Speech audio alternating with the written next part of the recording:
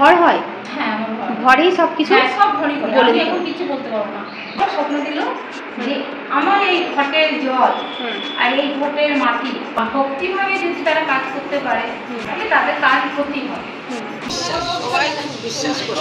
আমার ছেলের বিয়ে সবকিছু এইখান থেকে ও আচ্ছা, অসুস্থ হয়ে গেছিল সেখানে মাকে আশীর্বাদে এখনো পর্যন্ত ক্যান্সারে আক্রান্ত। তখন মা বলেছে তুই কোন শখটা কর, সেই থেকে আমাদের মায়ের প্রতি খুব বিশ্বাস। আর আজকে আমি যখন করেছি আজ থেকে মনে হয় 30 বছর হয়ে গেল। 30 বছর। বাড়ি, টাকা পয়সা আমার সব কিছু আমার করে দিচ্ছে। আমার খুব শান্তি পাই মা, এখানের মতন শান্তি আর কোথায়। পুজোর সময় মা শ্রাবণ মাসে ওকে ধীরে ধীরে বান ধরেছিল। তার জন্য কি বিশেষ কি কোনো টাকা পয়সা না, কিছু না, দেওয়া হয়? যেটাই যেমন সামর্থ্য সেটা দক্ষিণার মতো আর কি দিয়ে দেবে। আচ্ছা, বর্তমান গীতা মায়ের মা মনসা মন্দিরে আসার ঠিকানাটা তোমাদের একবার বলে দিই। যা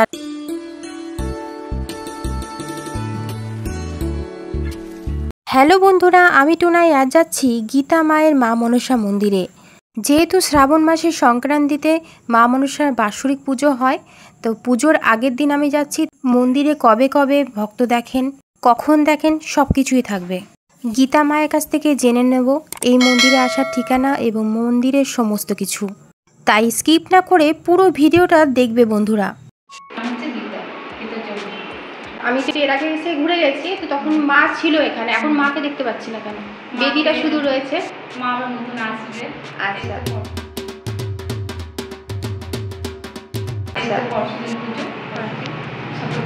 শ্রাবণ মাসে সংক্রান্তিতে হচ্ছে বাৎসরিক পুজো।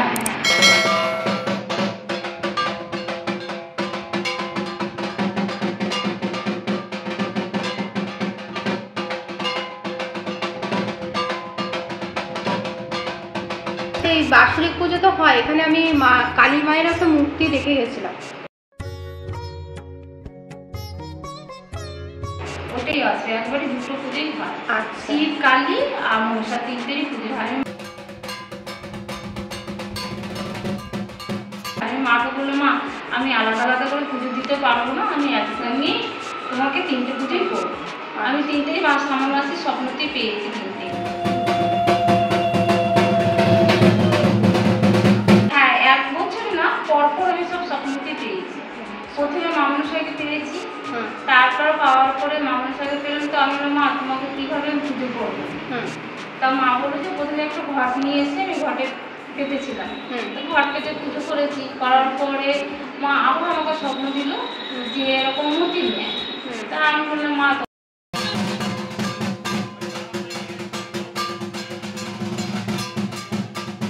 তখন আমাকে অভয় সংসার আমি মূর্তি এনে বা পুজো করতে আমার সে ক্ষমতা দেবে। তা বলো দেখো না ঠিক করে তো হয়ে যাবে। যাই হোক ছোট্ট পাড়ায় ওই লক্ষ্মী ঠাকুরের মতো মাকে নিয়ে আসলাম, নিয়ে এসে পুজো করেছি। করার পর তারপর আবার পুজোর পরে আমার স্বপ্ন দিল যে আমার এই ঘটের জল আর এই ঘটের মাটি আর এই জল ফুল বেলপাতা যা দিবি সকালে প্রাণ কর।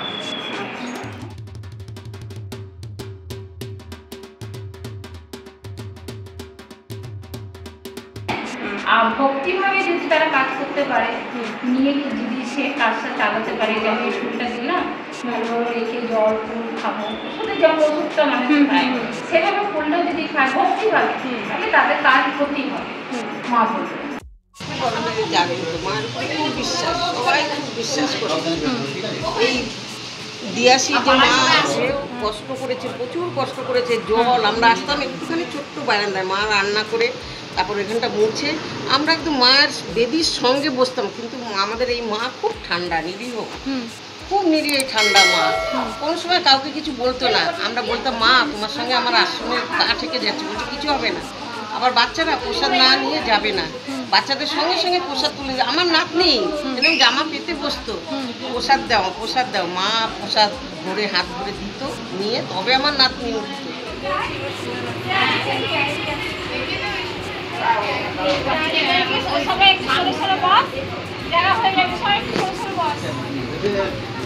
আমাদের এই মা খুব বিশ্বাসযোগ্য।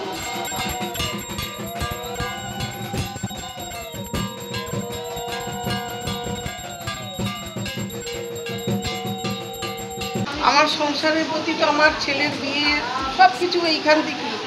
সেভাবে করলেও যদি খায় ভক্তিভাবে তাহলে তাদের কাজ করতেই হবে মা বলবে। তারপরে জানার পরে দুটো করে লোক আসতে শুরু করে দিল, তাদের আস্তে আস্তে কাজ হতে লাগলো। তারপর আস্তে আস্তে তখন অনেক লোকই আসে, তাদের কাছে উপকার পাচ্ছে তাই আসছে। হ্যাঁ, তাদের কাছে তুমি জানতে পারো।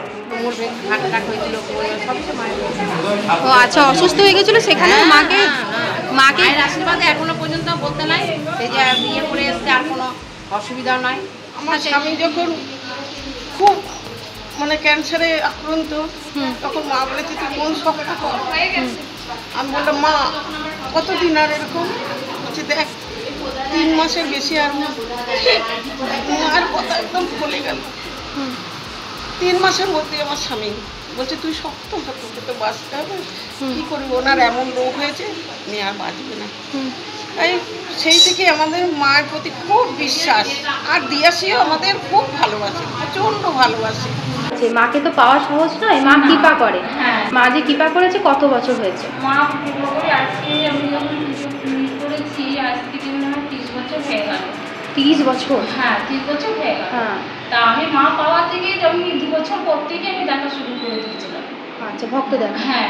আর দিয়াশি তখন ছোট্ট একটা টালির চালা ছিল, জলে ঠাকুরের থালা প্রসাদের থালা ভেসে যেত, আমরা দাঁড়াতে পারতাম না, আমাদের পায়ের তলায় জল থাকতো। মা আবার মুছে টুছে মা আবার সে পুজোয় বসতো।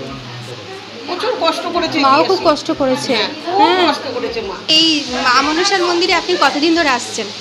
তাও তো 15-20 বছর তো হবেই। যখন মা প্রথম যখন মানে যখন কেউ বিশ্বাস করছিল না, ইয়ে করছিল মানে সবাই মানে নানা লোকে নানা রকম কথা বলেছে প্রথম যখন প্রথম থেকে? আচ্ছা, এখানে তো প্রতিষ্ঠিত হয়েছে মা মনসা মানে প্রায় 30 বছর বলছে। হ্যাঁ, 30 বছর প্রতিষ্ঠিত হয়েছে বলছে। মানে তখন থেকে আপনি এখানে আসছেন? আমরা তো যখন ফার্স্ট যখন তালির ঘর ছিল তখন থেকে যখন মা মানে কেউ বিশ্বাস করছিল না, এখানে আপনি কত বছর ধরে আসছেন? 5 বছর। 5 বছর।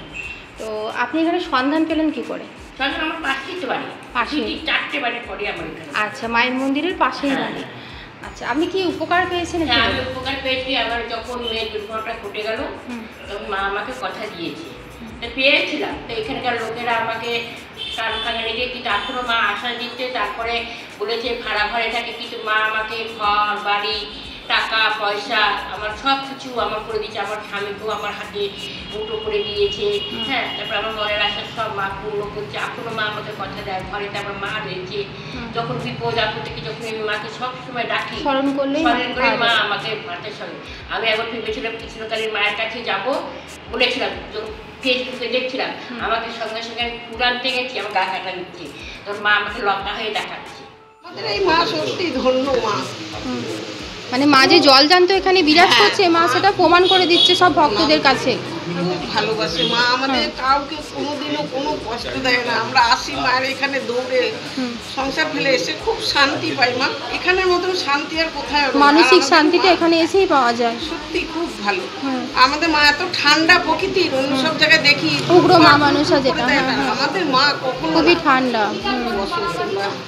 আমাদের মা দিয়াশিও যেরকম আমাদের মাও সেরকম। যে মা যে আপনি পেয়েছেন, মাকে কি স্বপ্নতে পেয়েছেন? হ্যাঁ, স্বপ্নতেই স্বপ্নতে মা বলেছে প্রতিষ্ঠা করতে। স্বপ্নতে ওই বললাম যে মা আমি তোমাকে কীভাবে পুজো করবো, তখন প্রথম বলো ঘট নিয়ে আমি নিজেকে ঘর করে গেলে নিয়ে এসে বসিয়েছি।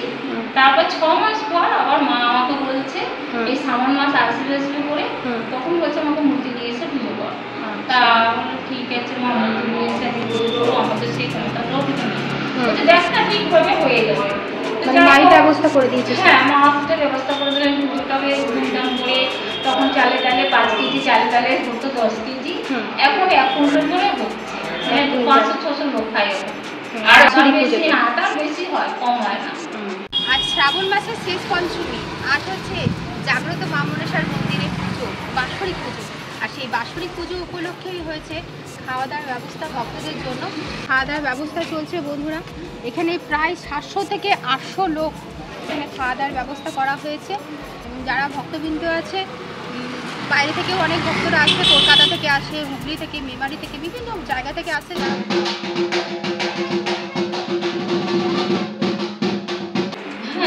আপনি যে এই ভক্ত যে দেখেন, হ্যাঁ, তো ভক্তটা কি বার দেখা হয় বা কোন সময় দেখা হয়? আগে ধরো আমি প্রতি শনি মঙ্গলবারই বসতাম, তাই এখন আর অতটা সময় দিতে পারি না।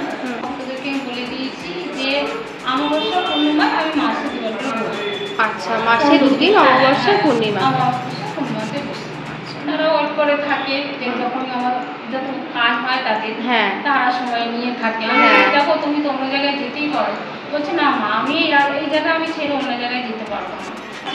সে অমাবস্যা একদিন এমন আসলো রুগী, এই পা ফেটে একদম পোকা বেরোচ্ছে। সেটাও ডাক্তারও বলে দিচ্ছে, ছবি তুলছে, বলছে আমি তো কিছু দেখতে পাচ্ছি না, মানে ফটো তোলার পর থেকে তো পোকার মতো ফেটে ফেটে বেরোচ্ছে, সেটা উনি দেখতে পাচ্ছে না। কিন্তু ঘরে আসার পর ওরকম ধরো উচ্ছেদে যখন পোকাগুলো উড়ে যায় না, পট করে উড়ে যায়, সেরকম ধরনের ওরকম পা দিয়ে উড়ে যেত।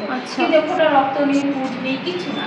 তারপরে এই বাসি পুজোর সময় মা শ্রাবণ মাসে ধীরে ধীরে বান মেরেছিল, সেই বান মারাতে ঠিক করে দিই এই বাসি পুজোর সময় আসে।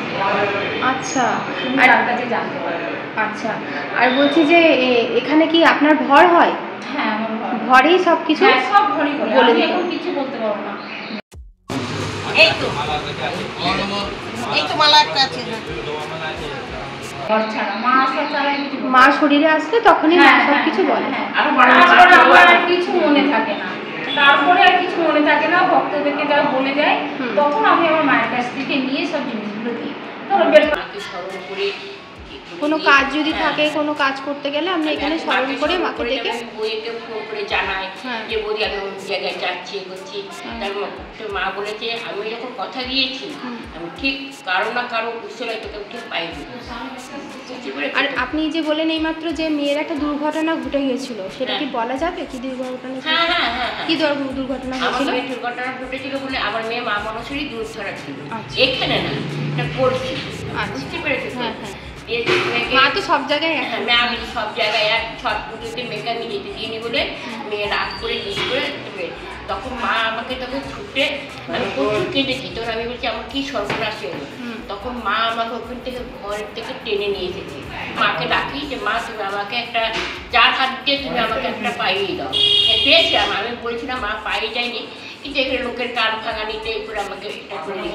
তা মানে মাকে ছুটে করতে দিচ্ছে, এমনও বলেছে মা মাথা দিয়েছে মা পাইনি। তা আমি মাকে বলি, মা বলছে ঠিক পাইনি, তোকে আমি মিথ্যা আশ্বাস দেবো কেন?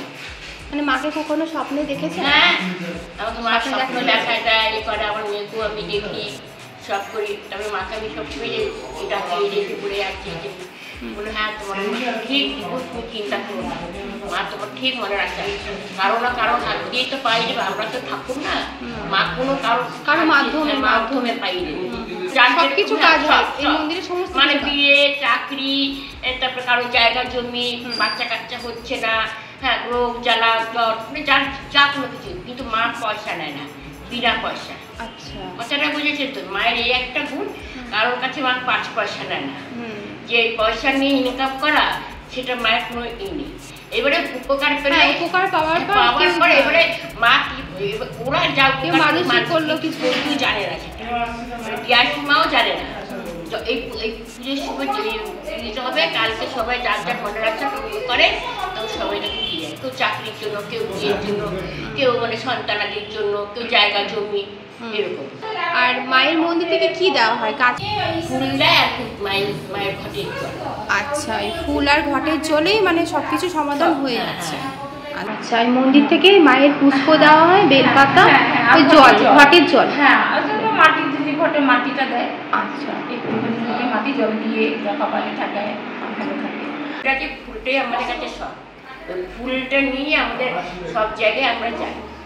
মানে মা আমাদের মায়ের এই তাবিজ কবি মা আমাদের দেয় না তো। এবার যাদের জ্বর জ্বালা, যাদের শরীর খারাপ কোনো তাবিজ কবি দেয় মা। এই মা খন্ডা মিলাকে লোকের কাছে পয়সা করে খেয়ে নিয়ে যে আমি সংসার চালাবো, এইসব না।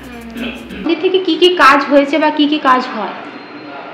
কারো ধরো তোমার যদি মাথা যন্ত্রণা করছে, জ্বর ছাড়ছে না, ধরো হাওয়া বাতাস লেগে থাকে, তখন এই মা ঝেড়ে দিলে, জলপটা দিলে, তখন তারা ভালো হয়ে যায়। হ্যাঁ, আর যদি ধরো তোমার কোনো রোগ থাকে তাহলে মা কিন্তু বলে দিলে তুমি ডাক্তার দেখাও।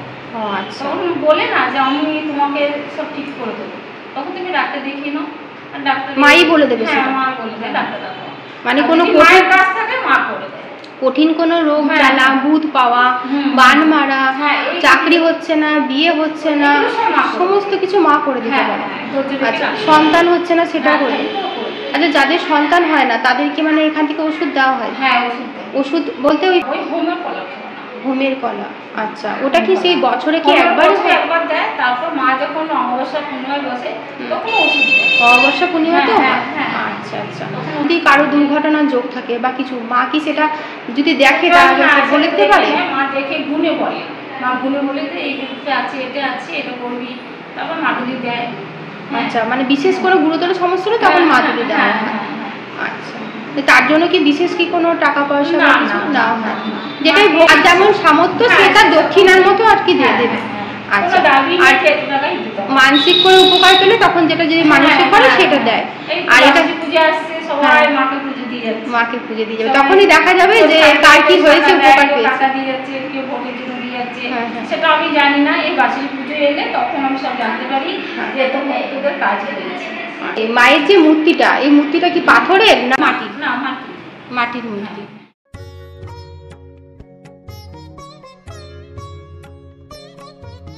বিসর্জন হয় দিয়ে আবার আসবে। পুকুরে আসে। আচ্ছা, মানে পুজোর বাৎসরিক পুজোর আগের দিনকে মায়ের মূর্তি হ্যাঁ, নিয়ে আসা হ্যাঁ, হয়, হ্যাঁ। আবার প্রতিস্থাপন একদিন করা বাকি হয়। থাকতে আবার চলে আসে। আচ্ছা, ঘটও কি তখন চেঞ্জ করে না? ঘরটা কি ওরকম? না, না, ঘর সব চেঞ্জ করে দিই। ও, ঘটও তুলে দেওয়া হয়? হ্যাঁ, হ্যাঁ, হ্যাঁ। ও আচ্ছা, অনেক জায়গায় দেখেছি যে ঘরটা কিন্তু তোলা হয় না। না, আমরা সব মাকে যখন ই করি জলে যাই হ্যাঁ, নিয়ে হুম। একবার ঘর সহিত নিয়ে যাই, মা যেই আচ্ছা। ঘটে যে জলটা থাকে হুম। সেটা জলে দিয়ে আবার নতুন করে জল নতুন নিয়ে ঘর, নিয়ে আসি। আচ্ছা। খালি ঘর তো আনতে নেই। হ্যাঁ, আর আবার এখন ঘর যখন আমি বলবো মায়ে হুম। আগে গঙ্গা পুকুর থেকে নিয়ে আসতাম, এখনো পুকুরে যেতে পারি না হেঁটে। একটা মা স্বপ্নতে দিয়েছে যে গঙ্গা জল নিয়ে ঘর করবে, ঘর। সেটা স্বপ্নতে বলে দিয়েছে। আচ্ছা দিয়ে সেটা আমি এখন গঙ্গা জল দিয়ে ঘর করি। আচ্ছা। বাৎসরিক পুজো? হ্যাঁ, ঠাকুরমশাই এসে যোগ্য পুজো টুজো সব করবে। হ্যাঁ।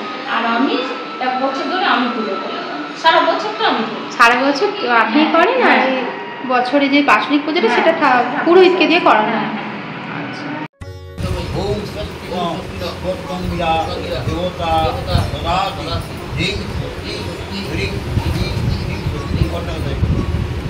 আর এই বাৎসরিক পুজোতেও কি আপনার ঘর আছে? হ্যাঁ, কি সময় ঘর চলে আসে? হ্যাঁ, সারাদিন থাকে। হ্যাঁ, সারাদিন ঘরে। হ্যাঁ, আসবে যাবে আসবে যাবে। হ্যাঁ। কোনোদিন চোখ বন্ধ থাকে, বাসির সময় আমার চোখ খোলা থাকে। চোখ খোলা আমি থাকে। চোখ খুলে মা সবাইকে দেখে।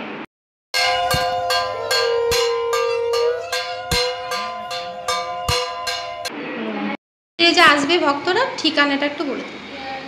আমাদের এই ছিন্নমস্তা দিয়ে আসলে হ্যাঁ। আমাদের হচ্ছে পদ্মশ্রীটা পড়বে আগে, ছিন্নমস্তার পেছন দিক দিয়ে আসবে। হ্যাঁ, হ্যাঁ। তারপরে 4 নম্বরে আমাদের পদ্মশ্রী ক্লাব আছে, ওখানে কেউ যদি এসে জিজ্ঞাসা করে বলে দেবে। আচ্ছা, মনসা বাড়ি কোথায়? হ্যাঁ, মনসা বাড়ি। রাজেন্দ্র বাড়ি, মনসা বাড়ি, মানে ও আমাদের বাবার নাম হচ্ছে রাজু। ওকে আচ্ছা। সবাই চেনে। আচ্ছা। এটা বললেই দেখিয়ে দেবে। হ্যাঁ, দেখিয়ে দেবে। বর্ধমান গীতা মায়ের মা মনসা মন্দিরে আসার ঠিকানাটা তোমাদের একবার বলে দিই। যারা ট্রেনে আসবে বর্ধমান জংশন স্টেশনে নেমে 1 নম্বর প্ল্যাটফর্ম থেকে বেরিয়ে এসে টোটোতে বলবে পুলিশ লাইন ছিন্নমস্তা মন্দিরের পিছনের রাস্তা ধরে পদ্মশ্রী ক্লাবের রাস্তায় নামবো। পদ্মশ্রী ক্লাবের সামনে যে কাউকে জিজ্ঞাসা করে নেবে রাজুবাবুর বাড়ি মনসা মন্দির যাব। অথবা তোমরা বাসে আসতে চাইলে আলিশা টাউন সার্ভিস বাস ধরবে স্টেশনের বাইরে থেকে, এসে ছিন্নমস্তা মন্দিরের স্টপেজে নেমে মন্দিরের পিছন দিকে একটু রাস্তা ধরে আসবে, এসেই যে কাউকে জিজ্ঞাসা করবে রাজুবাবুর বাড়ি যাব, তাহলেই তোমাদেরকে দেখিয়ে দেবে। ছিন্নমস্তা মন্দিরের পিছনের রাস্তা পদ্মশ্রী ক্লাব হয়ে এই রাস্তা ধরে তোমাদের আসতে হবে। ডান দিকে দেখতে পাচ্ছ 3টে পরপর দোকান আছে, তার অপোজিটের বাড়িটাই হচ্ছে রাজুবাবুর বাড়ি, অথবা সাধিকা গীতা মায়ের বাড়ির ভেতরেই রয়েছে মা মনসার মন্দির। আশা করি আমি যেভাবে তোমাদের ঠিকানাটা বলে দিলাম তোমরা বুঝতে পারবে। ফোন নাম্বার আমি দিতে পারছি না, তার জন্য আমি দুঃখিত।